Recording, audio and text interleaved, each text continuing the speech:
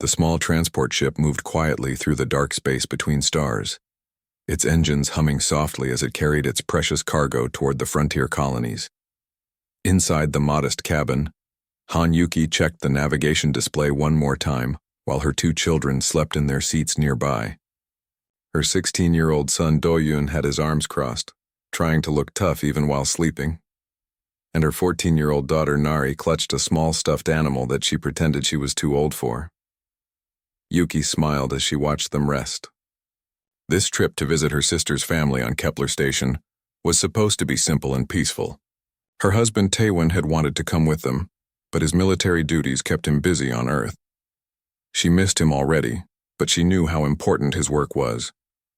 The children needed this break from their studies, and she needed time away from the constant worry that came with being married to a soldier. The ship's computer made a soft beeping sound. Yuki looked at the screen and saw 3 large ships approaching fast. Her heart started beating faster as she recognized the strange design. These were not human ships. The computer identified them as Valthek Empire vessels, and that made her blood run cold. Everyone knew the Valtheks were trouble. They took prisoners and slaves from weaker species throughout the galaxy. She quickly moved to wake her children. Do-yoon, Nari, wake up now, she whispered urgently. We have a problem. Do-yoon opened his eyes immediately, instantly alert like his father had taught him. What's wrong, Mom? Valtek ships. 3 of them. They're coming toward us. Nari woke up confused and scared. Are we going to be okay? Before Yuki could answer, the ship shook violently as a powerful energy beam hit their engines. The lights flickered and the computer started making warning sounds. Yuki tried to send a distress signal, but their communications were being blocked by the alien ships. A cold voice came through their speakers, speaking in broken human language. Human vessel, you will stop your engines and prepare to be boarded.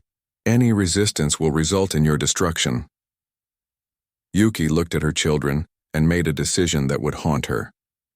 She quickly deleted all the personal files from the ship's computer, including anything that might identify who they really were. If these aliens discovered that she was the wife of General Park Taewon, they might use that information in terrible ways. The 3 Valthek ships surrounded their small transport like hungry predators.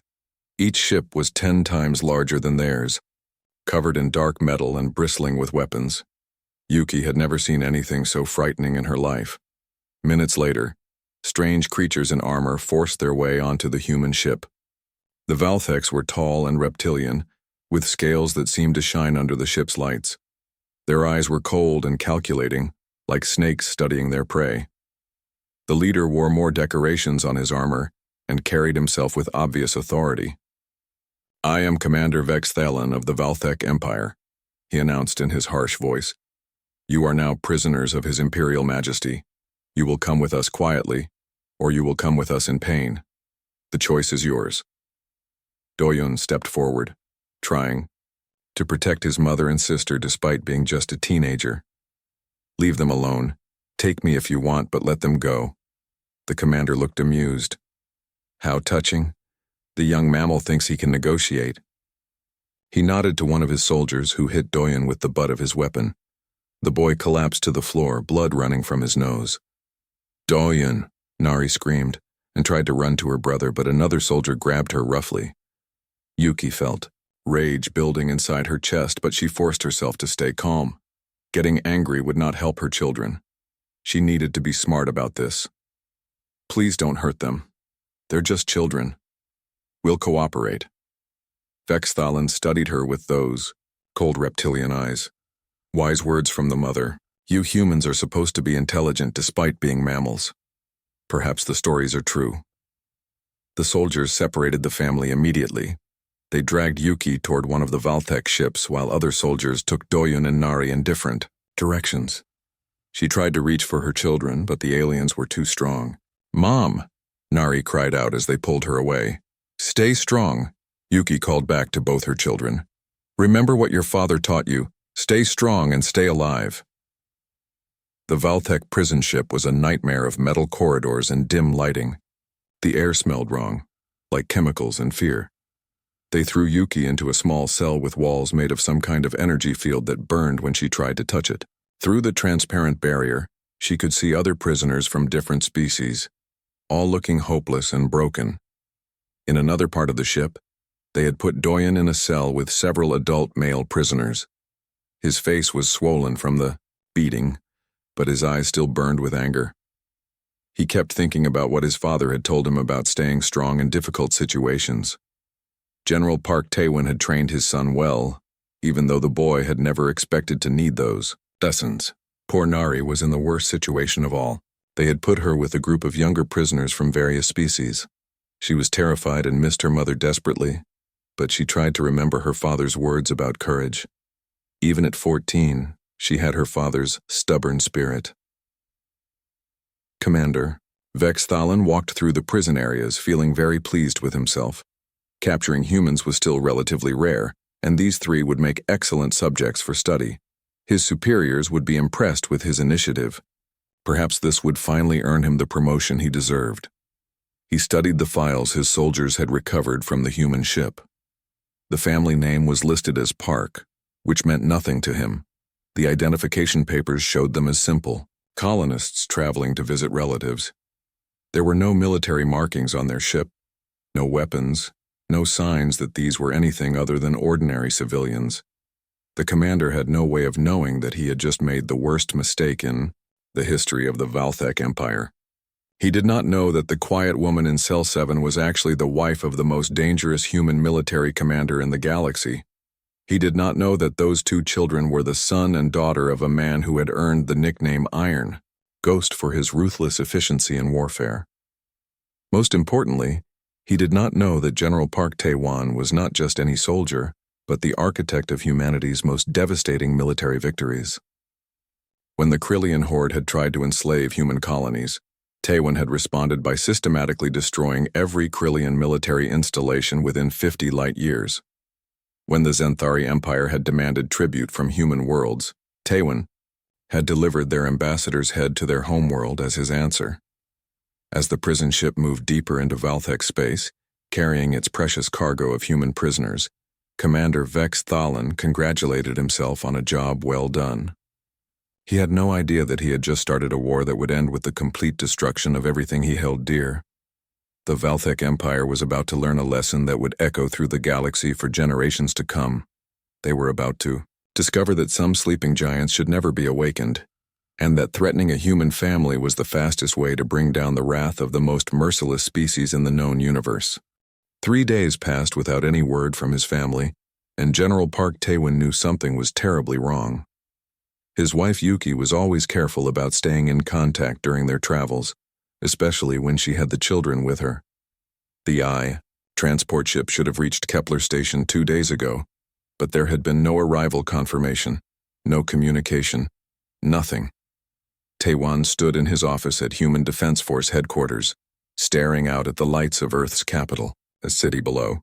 Other officers might have panicked or rushed into action, but years of military command had taught him the value of careful planning. Still, the worry in his chest felt like a burning weight that grew heavier with each passing hour.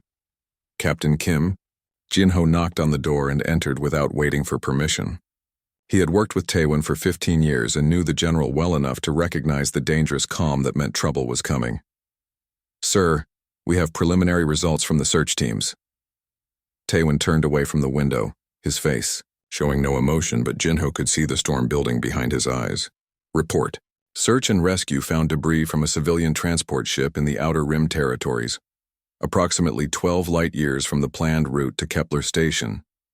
The debris pattern suggests the ship was disabled by military-grade weapons, not destroyed. The wreckage includes pieces of the hull but no signs of bodies or escape pods." The general nodded slowly, processing this information with the methodical precision that had made him famous throughout human space. No bodies meant his family might still be alive. No escape pods meant they had been taken prisoner rather than killed outright. The location meant whoever had taken them was operating in the frontier regions where several hostile alien empires maintained territory. "What else?" Taewon asked, because he could tell there was more. Jinho hesitated for just a moment. "Sir, we found energy signatures consistent with Valthek Empire weaponry at the debris site. Intelligence confirms that Valthek raiding parties have been increasingly active in that sector over the past 6 months. For several seconds, the office was completely silent. Then Taewon spoke in a voice so quiet and controlled that it made Jinho's blood run cold. Send word to Commander Lee, Hyunwoo, Colonel Choi Mirai, and Major Shin Dae-hyun. I want them here within the hour. Full operational security protocols. Sir, what are your orders regarding the search and rescue operation? Taewon looked directly at his second-in-command, and Jinho saw something in those eyes that reminded him why other species whispered the general's name in fear. There is no search and rescue operation, Captain. There is only a recovery mission. Within an hour, Taewon's most trusted officers had assembled in the secure briefing room. These were not ordinary soldiers, but the architects of some of humanity's most devastating military victories. Commander Lee Hyunwoo had led the Special Forces assault that broke the Krillian siege of New Seoul.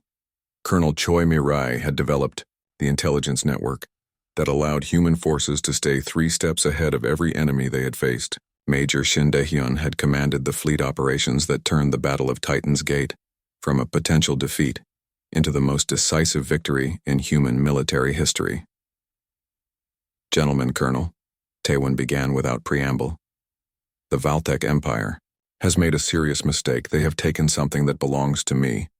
He activated the holographic display and showed them the debris field analysis, the energy signatures, and everything intelligence had gathered about recent Valthek activities in the frontier regions.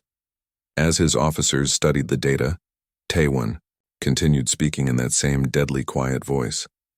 My wife and children were captured 3 days ago while traveling to visit family. The evidence indicates they are being held prisoner somewhere in Valthek space. He paused and looked at each of his officers in turn. I want them back. Commander Hyunwoo leaned forward. Sir, what are our operational parameters? Simple, Taewon replied. Find my family. Anyone who harmed them dies. Anyone who helped harm them dies. Anyone who knew about it and did nothing dies. Colonel Mirai studied the intelligence reports more carefully. General, the Valthek Empire controls over 40 star systems. They have hundreds of military installations, dozens of prison facilities, and millions of soldiers. Finding 3 specific prisoners could take months of conventional intelligence gathering. Then we won't use conventional methods, Taewon said. We'll use educational warfare. His officers exchanged glances. They had seen the general use this approach before, and it was both brilliant and terrifying. Educational warfare meant teaching the enemy lessons they would never forget, assuming they lived long enough to remember them. Major Dae-hyun pulled up tactical displays of the Valthek frontier regions.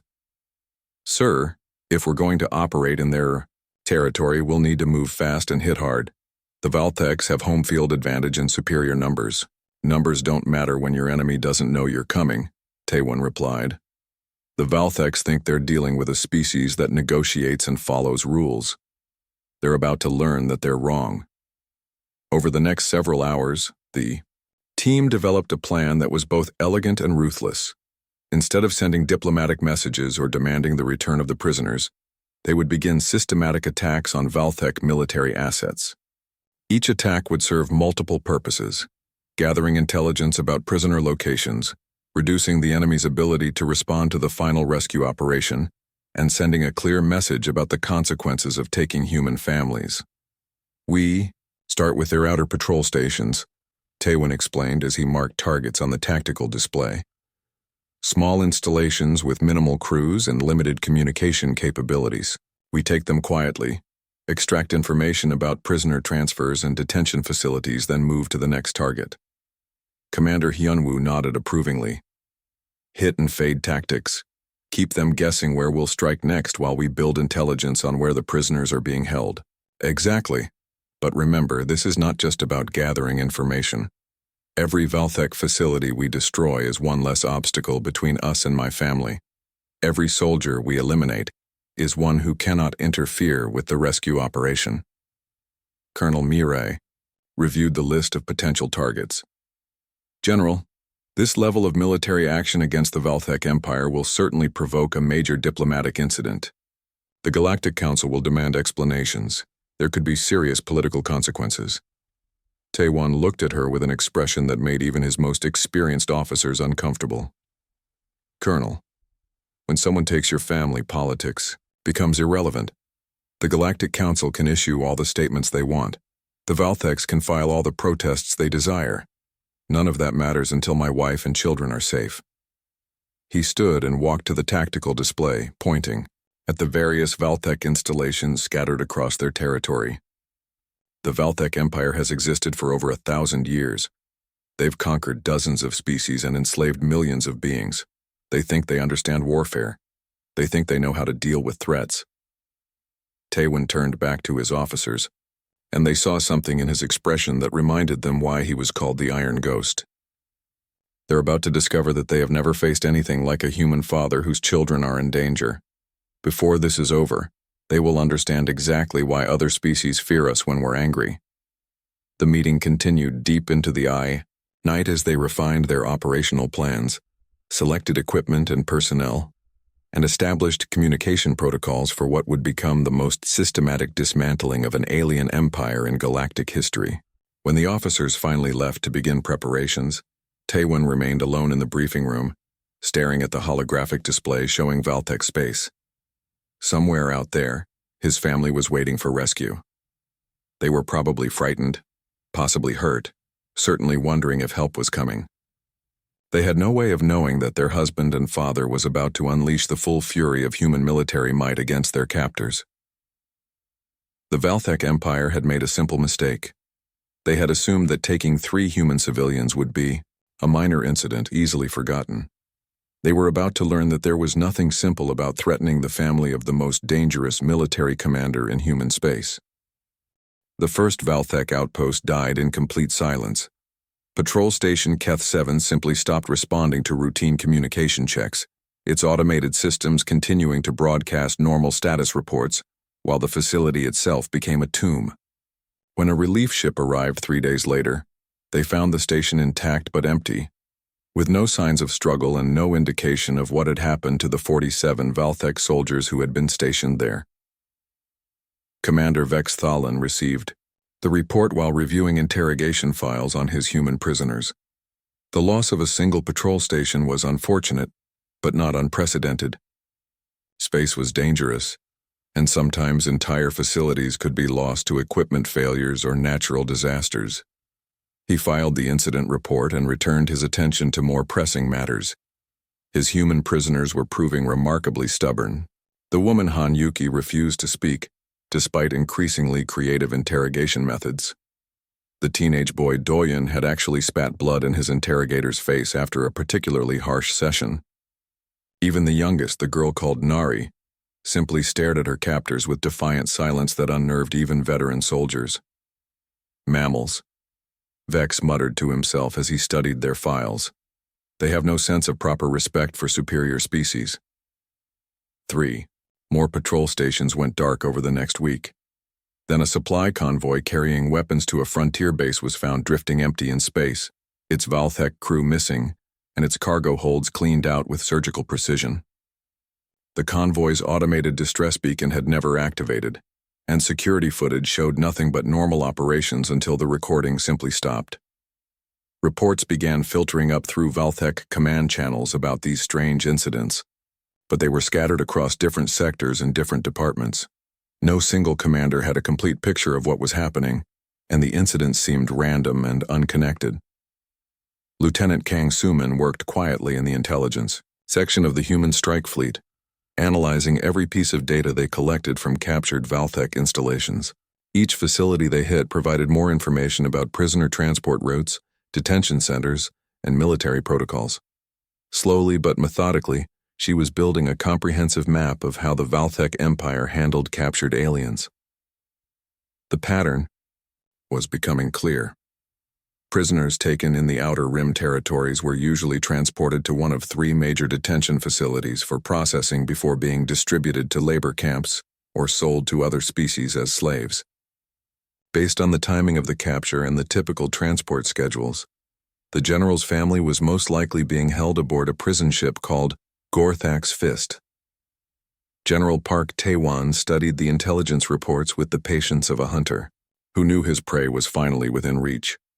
For 2 weeks, his forces had been systematically dismantling Valthek military infrastructure with terrifying efficiency.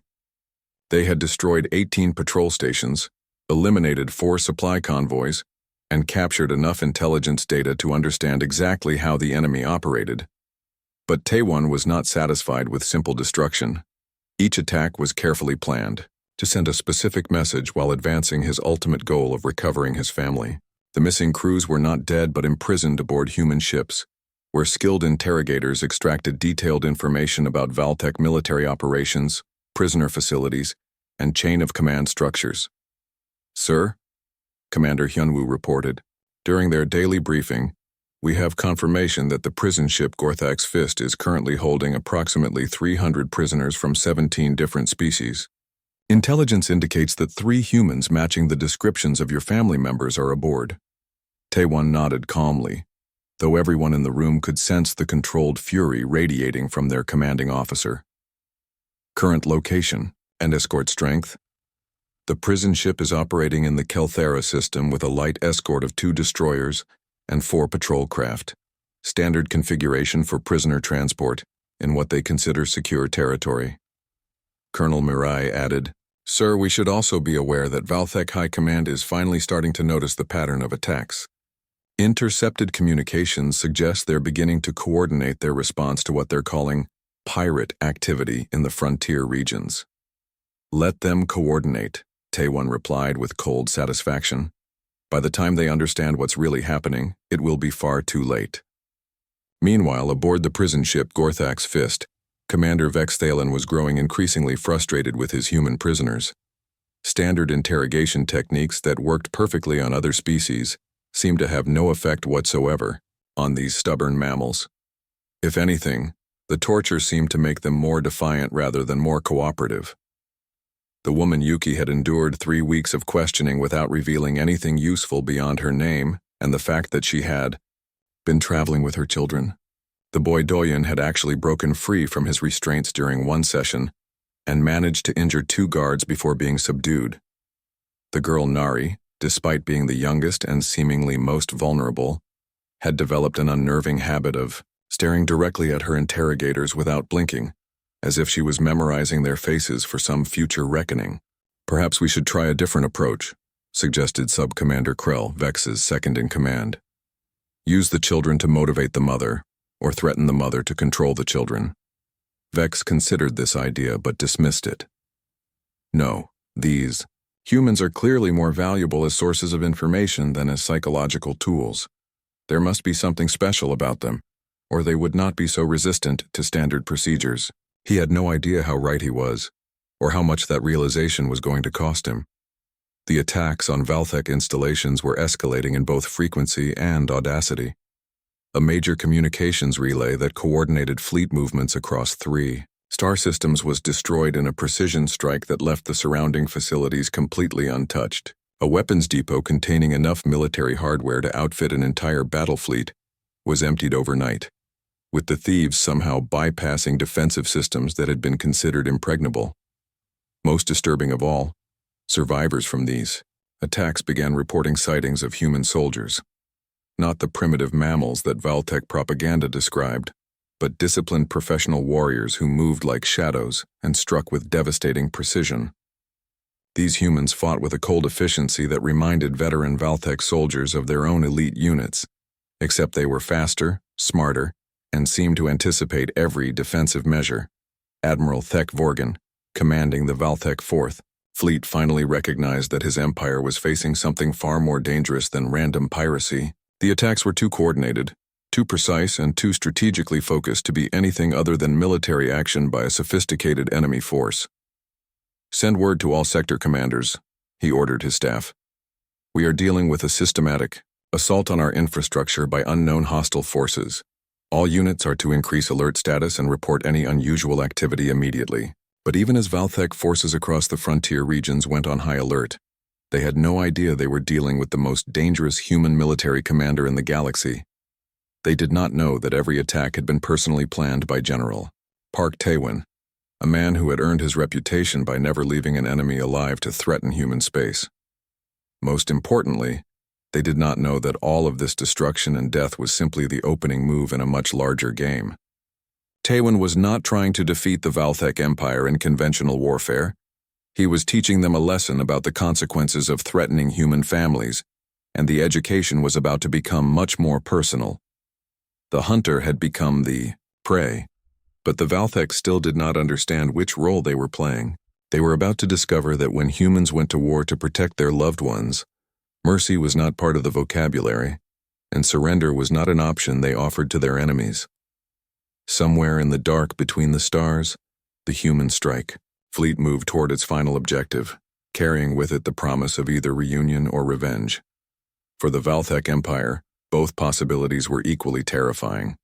The truth emerged from intercepted communications like a blade cutting through darkness. Colonel Choi Mirai had spent weeks analyzing captured Valthek data, building patterns from fragments of information scattered across dozens of facilities. When she finally decrypted the prisoner transport logs from a destroyed command center, she found exactly what General Park Taewon had been searching for. "Sir, I have confirmation," she reported as she entered the general's private briefing room aboard the flagship. Transport manifest from the prison ship Gorthak's Fist lists 3 human prisoners taken from the frontier regions, 18 days ago. A woman aged 38, a male aged 16, and a female aged 14. The descriptions and capture dates match perfectly. Taewon studied the data on his personal display, his expression remaining perfectly controlled despite the storm of emotions beneath the surface. After 3 weeks of systematic warfare against the Valthek Empire, he finally had his target. Current position. The prison ship is holding position in the Kelthera system, approximately 47 light-years from our current location.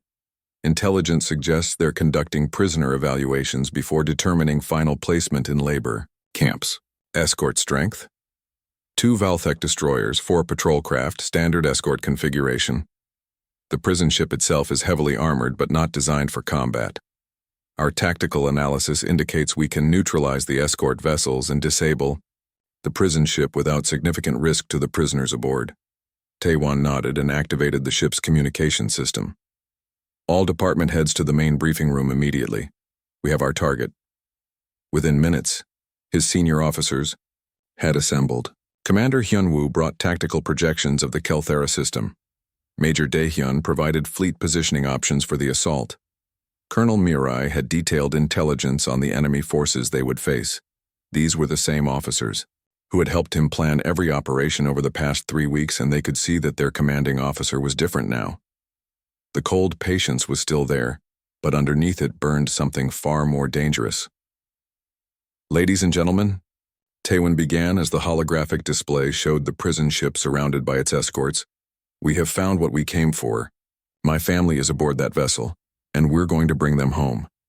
He activated tactical overlays showing approach vectors and engagement zones. "This is not a rescue mission. This is a recovery operation. We will disable their ships, board their vessel, secure our people, and eliminate anyone who stands in our way." Questions? Commander Hyunwoo reviewed the tactical situation. "Sir, the prison ship will likely attempt to use the prisoners as leverage once they realize they're under attack. How do we handle hostage situations?" Taewon's answer came without hesitation. "They can try to negotiate all they want. We're not here to make deals." The human fleet moved through space like a gathering storm. 5 ships optimized for speed and devastating firepower. They had been designed for precision strikes against superior numbers, and over the past 3 weeks they had proven their effectiveness against Valthek forces time and again. As they approached the Kelthera system, Lieutenant Kang Suman monitored Valthek communications from her intelligence station. "Sir, the enemy fleet is maintaining standard patrol patterns. No indication they're aware of our approach. Distance to target: 12 minutes to weapons range at current speed." Taewon opened a direct communication channel to all ships in his fleet. "All vessels, this is General Park. We have one objective: recover the human prisoners from that ship. Every other consideration is secondary. Execute Operation Homecoming, the bow." Attack began with surgical precision. The human ships dropped out of hyperspace at optimal firing positions. their weapons already locked onto specific targets. The two Valthek destroyers never had a chance to react before focused energy beams disabled their engines and weapon systems. The 4 patrol craft were eliminated in the first 30 seconds of combat, their hulls torn apart by concentrated. Fire Commander Vex Thelan was reviewing prisoner files when the attack began. The first indication of trouble was the violent shaking that threw him against his desk as emergency alarms began screaming throughout the ship. He rushed to the bridge just in time to see his escort fleet being systematically destroyed by unknown attackers. "Report!" he shouted over the noise of alarms and panicking crew members. "5 ships, origin unknown," his sensor operator replied. They appeared without warning and engaged the escort fleet. "Sir, our destroyers are disabled and the patrol craft are gone." Vex stared at the tactical display in disbelief. In less than 2 minutes, his entire escort had been neutralized by attackers who seemed to know exactly where to hit for maximum effectiveness. "Who are they? What do they want?" Before anyone could answer, the ship's communication system activated, and a cold voice filled the bridge. It spoke in perfect Valthek, though the accent was clearly human. "Unknown Valthek vessel. This is General Park Taewon of the Human Defense Force. You have something that belongs to me. Return my family unharmed, and I will make your deaths quick." Vex felt his blood turn to ice. He had heard that name whispered in intelligence briefings, spoken with the kind of fear usually reserved for natural disasters. Park Taewon was the human they called the Iron Ghost, the architect of some of the most devastating military defeats in galactic history. But what would someone like that want with a simple prison ship? Then the realization hit him like a physical blow. The 3 human prisoners he had been so proud of capturing, the stubborn family that had resisted every interrogation attempt. He pulled up their files with trembling claws and saw the name that had meant nothing to him 3 weeks ago. Park.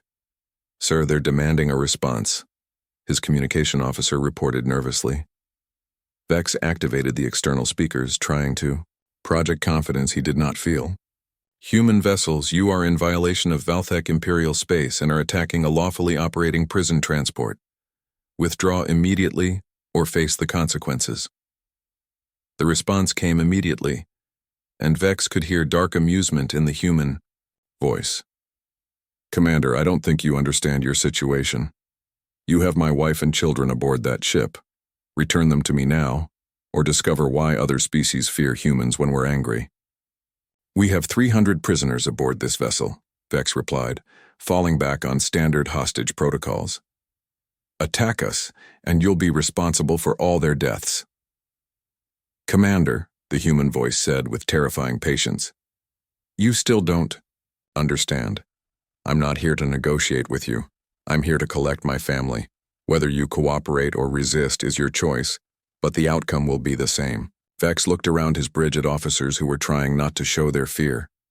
Everyone knew the stories about human military effectiveness, but those were supposed to be exaggerations. Humans were mammals, soft creatures who cared too much about individual lives to be truly dangerous in warfare. Yet here was a human fleet that had destroyed his escort in minutes and was speaking to him like he was already dead. "Sir," his tactical officer reported, "the human ships are moving to boarding positions. They're not targeting our vital systems, but they've disabled our engines and weapons. We're completely helpless." Through the viewports, Vex could see sleek human ships positioning themselves around his vessel like predators surrounding wounded prey. Their weapons remained trained on his ship, ready to fire if he made any threatening moves, but they seemed more interested in capturing than destroying. "All crew to defensive positions," Vex ordered, though he knew it was probably useless. "Prepare to repel boarders." The human voice came through the speakers one final time, and Vex realized with growing horror that he could hear boarding pods attaching to his ship's hull. "Commander Vex Thalen of the prison ship, Gorthak's Fist. Your vessel is now under human military control. Surrender immediately and you may survive the next few hours. Resist and join your escort fleet." As the sounds of cutting tools began echoing through the corridors and human soldiers started burning their way through his ship's armor, Vex finally understood the magnitude of his mistake. He had not simply captured 3 random human civilians. He had taken the family of the most dangerous military commander in known space, and now that commander had come to collect what belonged to him. The Valthek Empire was about to learn a lesson that would be remembered for generations, assuming anyone lived long enough to remember it. The boarding operation lasted exactly 17 minutes from the first breach to complete control of the prison ship. Human soldiers moved through the corridors of Gorthak's fist, like death itself, systematically clearing each section with the precision of a surgeon's blade. Any Valthek crew member who raised a weapon died instantly, while those who surrendered were secured and moved to designated holding areas. General Park Taewon led the assault team heading directly for the prison blocks, following intelligence maps that showed exactly where different categories of prisoners were held. His soldiers moved behind him in perfect formation, their weapons ready but their trigger discipline absolute. These were professionals who understood that their primary mission was recovery, not revenge, though the two objectives were not mutually exclusive. The first detention block held mostly adult male prisoners from various species. Taewon quickly scanned the cells until he found what he was looking for. In the third cell from the end, a human teenager sat on a metal bench, his face swollen from recent beatings but his eyes still burning with defiant anger. "Doyen," Taewon said quietly, and his son looked up with an expression of relief and joy that made the general's controlled facade crack slightly. "Dad?" Doyen could barely speak through his injured jaw, but he managed to stand and move toward the energy barrier that kept him imprisoned. "Mom and Nari, they're in different sections. They separated us when we got here." "I know, son. We'll get them." Taewon signaled to his soldiers, who immediately began working to disable the cell barriers. "Are you hurt badly?" "Nothing that won't heal," Doyen replied, though his father could see the pain he was trying to hide. "Dad, they've been asking questions about you. I think they know who you are now." "That's their problem, not ours." The energy barrier flickered and died, and Taewon caught his son in a brief but fierce embrace. 3 weeks of carefully maintained emotional control threatened to break down entirely, but the mission was not complete. There were still 2 more family members to recover. "Stay with Sergeant Kim," Taewon ordered his son. "We'll have you back aboard our ships in a few minutes." The second detention block held female prisoners of various ages. Taewon found his daughter, Nari, in a cell near the center of the block, and his heart nearly stopped when he saw her condition. She was thinner than when he had last seen her, with bruises on her arms and a haunted look in her eyes that spoke of trauma no 14-year-old should ever experience. "Nari, it's Dad. You're safe now." His daughter looked up and for a moment seemed unable to believe what she was seeing. Then she was crying and trying to reach through the energy barrier toward him, and Taewon had to use every bit of his military training to keep from losing control entirely. "I knew you'd come," she whispered when the barrier was disabled and she could finally hug her father. "I told the other prisoners that my dad would find us. I knew you wouldn't leave us here." "Never," Taewon replied, holding his daughter close. "I will never leave any of you anywhere." The third detention block was reserved for what the Valtheks considered high-value prisoners. Taewon found his wife Yuki in a cell that was obviously designed for enhanced interrogation, and the sight of her condition filled him with a cold rage that his enemies would not survive. She had clearly endured weeks of torture, but when she saw her husband approaching her cell, she managed to smile. "Hello, stranger. Took you long enough to get here." "Traffic was heavy," Taewon replied, trying to match her attempt at humor while his soldiers disabled her restraints. "Are you all right?" "Better now," Yuki said as she stood on unsteady legs. "The children?" "Safe. Doyen has some bruises and Nari is scared, but they're both strong like their mother." The reunion was brief but powerful. For the first time in 3 weeks, the Park family was together again, and the relief Taewon felt was almost overwhelming. But his work was far from finished. Around them, his soldiers were systematically freeing every prisoner on the ship, but there was still the matter of justice to be addressed. Commander Vex Thalen and his senior officers were brought before General Park in the ship's main cargo bay, where they were forced to kneel under the watchful guns of human soldiers.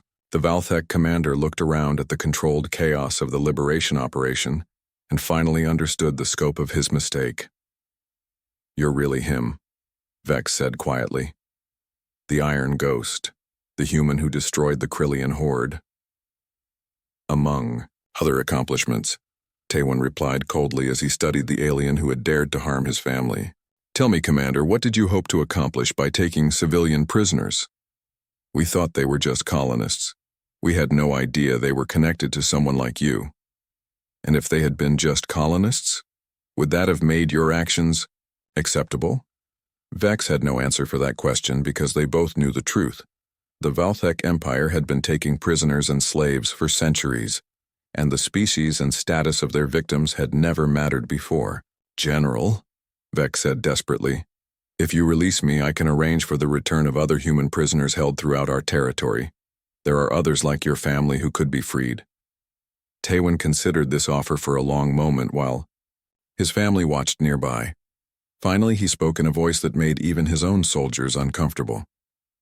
Commander, you misunderstand your situation. You seem to think you have something to bargain with. Over the following hours, the interrogation of Vex Thalan and his officers revealed the full scope of Valthek prisoner operations. There were indeed other facilities holding humans and members of dozens of other species, all of them taken from their families and homes to serve as slaves or subjects for experimentation.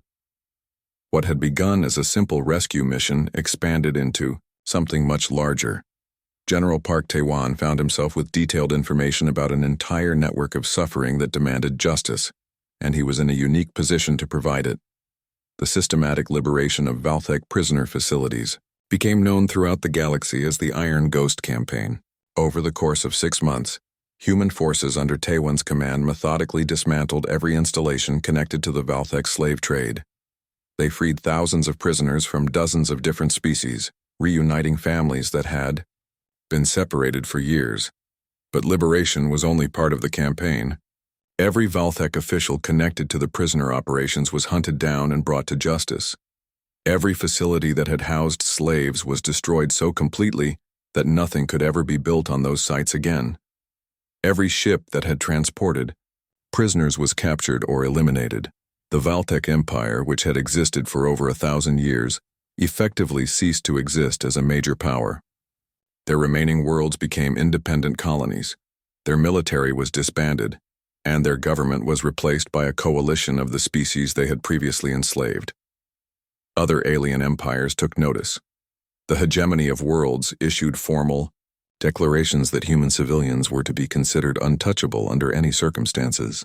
The Stellar Confederation added harm to human families as a capital offense in their legal code, with enforcement to be provided by human military forces if necessary. The story of the Iron Ghost campaign became legendary throughout known space. But for General Park Taewon, the most important part was already over. His family was safe, they were healing from their ordeal, and they were together again. On the evening when they finally returned home to Earth, the Park family sat together for their first peaceful dinner in months. As they shared stories and tried to return to normal life, young Nari asked her father a question that had been bothering her. Dad, why did those aliens take us? We weren't hurting anyone. Taewon looked at his youngest child, thinking about how to explain the darker aspects of the galaxy to someone so young. Because they thought humans were weak, sweetheart. They thought that caring about our families made us easy targets. But they were wrong, weren't they? Very wrong, Taewon replied, reaching across the table to take his daughter's hand. They learned that the thing they thought was our weakness is actually our greatest strength. We don't fight just for ourselves or for territory or resources. We fight for each other, and that makes us more dangerous than they could have imagined. Doyen, whose bruises were finally healing, looked at his father with new understanding. Is that why they're all afraid of humans now? Not all of them, Taewon said carefully. But the smart ones have figured out that it's better to be our friends than our enemies, especially if they value their families as much as we value ours. The final legacy of the Iron Ghost campaign was not the destruction of the Valthek Empire or the liberation of thousands of prisoners, though both of those accomplishments were historically significant. The real legacy was the clear message sent to every species in the galaxy: touch our families, and there will be no place in the universe where you can hide from our wrath. Years later, when diplomatic historians studied the campaign, they would Note that it fundamentally changed how other species viewed humanity. Before the Iron Ghost campaign, humans were seen as newcomers who might be ignored or exploited. After it, they were recognized as the most dangerous species in known space, when motivated by love for their families. General Park Taewon never sought recognition for his actions.